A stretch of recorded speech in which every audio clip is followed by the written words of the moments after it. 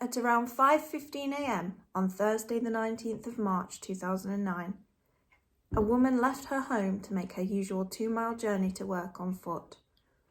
Somewhere in between her house and her place of work, she disappeared and has never been seen since.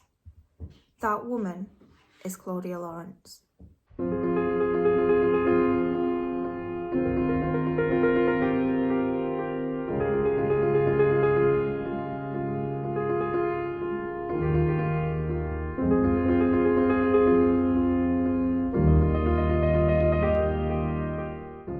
Hi and welcome back to my channel, Behind the Crime with me, Kaybon. Today's case is the unsolved disappearance of Claudia Lawrence.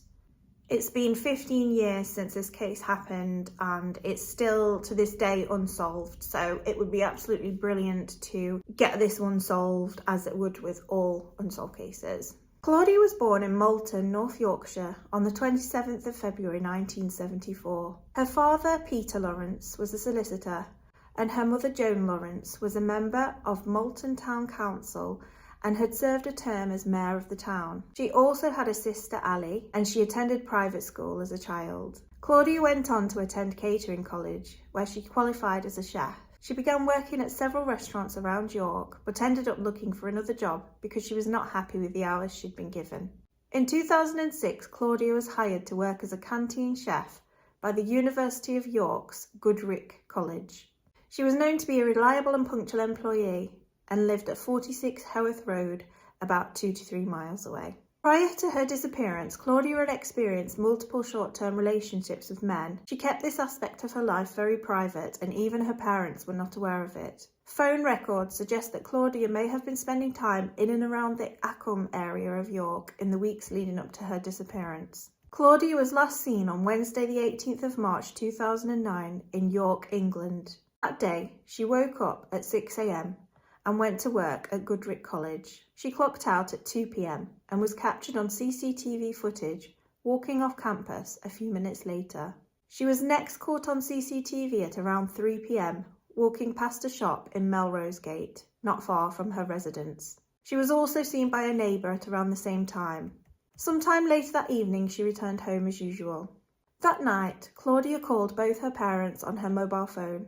During the calls, she was reportedly in a good mood and seemed to be relaxed. According to Claudia's mother, Joan, the two spoke about what they would do to celebrate Mother's Day. Claudia also mentioned to her mother that she planned on going to bed early because she knew she would have to wake up for work at 5 a.m. This was because her car was broken and she was going to have to walk to the college. Claudia sent her last text at 8:23 p.m. to her best friend Susie. The two were talking about plans for an upcoming holiday, and the last text that her phone received was at 9:12 p.m. She never responded to this text. It's presumed she was already asleep at this time. Her phone was not actually turned off until 12:10 p.m. on March the 19th, the next day. The phone last connected to a mast in Haworth, York, indicating it never left the area. Police believe Claudia left for work that morning because her bed was made and there were dirty dishes in the kitchen sink indicating she'd eaten something.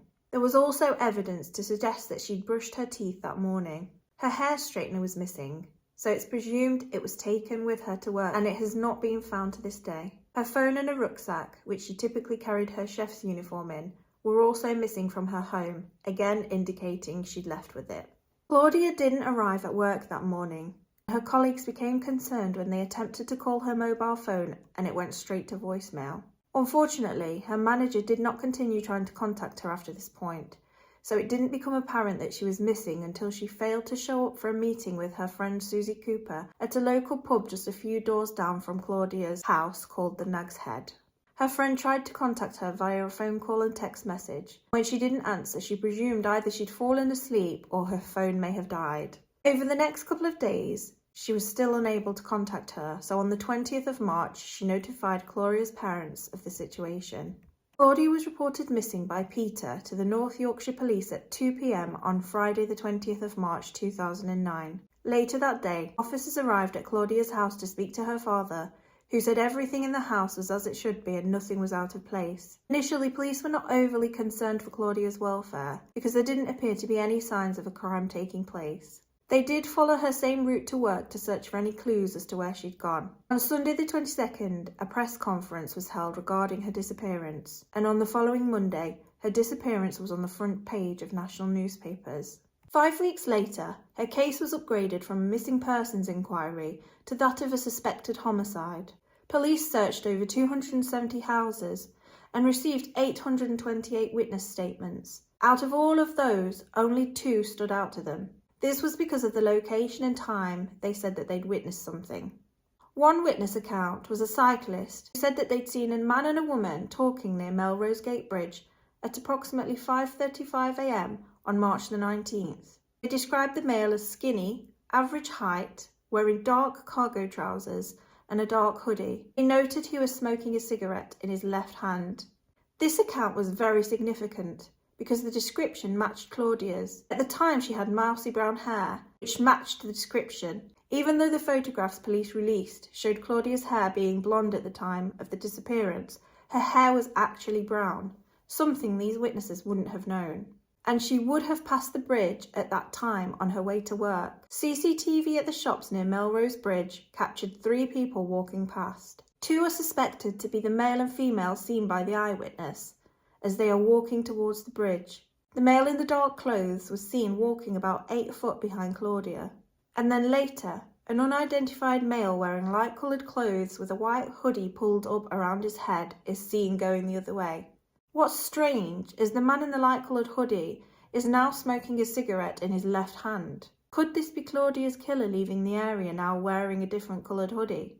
The second significant eyewitness account was at approximately 6:10 a.m. when they saw a male in dark clothing having what looked like a heated argument with a woman on a grass verge, next to which was a vehicle with the passenger side door open on University Way. Could this have been Claudia's attacker trying to get her in his car? Both witnesses didn't know each other and gave accounts that did match up. In 2013, a major crimes unit reviewed Claudia's case in the hopes of finding new evidence using forensic techniques which had not been available in 2009. This included conducting DNA testing on a cigarette that had been found in her car. They found the cigarette had been handled by an unidentified male. In March 2014, Yorkshire Police showed a vehicle of interest, which was a white Vauxhall Astra van, as it was seen parked across from Claudia's house at 9 p.m. on the evening of the 18th, and another vehicle, described as a white or silver hatchback, that was seen to brake right in front of Claudia's house at 5:42 a.m. on the 19th. A silver sedan was caught on CCTV near Melrose Shops on the 25th, and eyewitnesses came forward saying they'd seen this car multiple times around the time of Claudia's disappearance. Could these all be the same car? Multiple requests for the driver to come forward have been made and no one ever has. The day before Claudia disappeared, she was caught walking home from work by the shop CCTV. A man was sat in a silver or white hatchback, watching as Claudia walks past. 6 years after her disappearance, police released further CCTV footage. On the evening of the 18th of March at 7:15 p.m, a man in dark-coloured clothing is seen to walk by Claudia's house, around the back of the alley, and then out again 1 minute 8 seconds later. He clearly didn't want to be seen as he stops as someone else passes, and then he carries on when he's out of sight. The same man was seen again the next morning, the morning that Claudia disappeared, at 5:07 a.m, doing the very same thing and then exiting 49 seconds later. From the footage, it appears this man is bald or has very little hair, large ears and nose, and of a skinny build. The first arrests in the case didn't come until 2014. In the May, police arrested a 59-year-old man on suspicion of the missing woman's murder, having searched 2 houses and seized 1 car. Development came to nothing, though, and just a couple of months later, in July 2014, someone else was arrested. This time, it was a 46-year-old man at a York pub on suspicion of perverting the course of justice in connection with the Claudia Lawrence investigation. Extensive searches took place at the pub, which was located in Acco, including digging up part of the cellar. After questioning, the man was released on bail and no charges were pursued. In January 2015, a convicted murderer, 22-year-old Daniel Oxley, claimed to have murdered Claudia. His claims were dismissed, however, with Oxley's barrister saying He said attention-seeking and grandiose things after he was arrested to those in authority to misrepresent his own position. There are thought to have been 9 arrests in total in relation to Claudia's case, but none have resulted in any charges. One of the suspects that seems to match the CCTV and description is Christopher Halliwell, who is a smoker and left-handed. His appearance is a close match to the CCTV footage, and at around the time Claudia went missing, it became apparent that in his adult life he'd owned many vehicles, some of which include a white van very similar to the one seen near Claudia's house. What's also significant is that 3 women who Halliwell had been suspected of killing all went missing whilst walking alone in the dark. Witnesses have come forward about Halliwell's connections to York, including a construction boss who travelled to the region with a team that included Halliwell.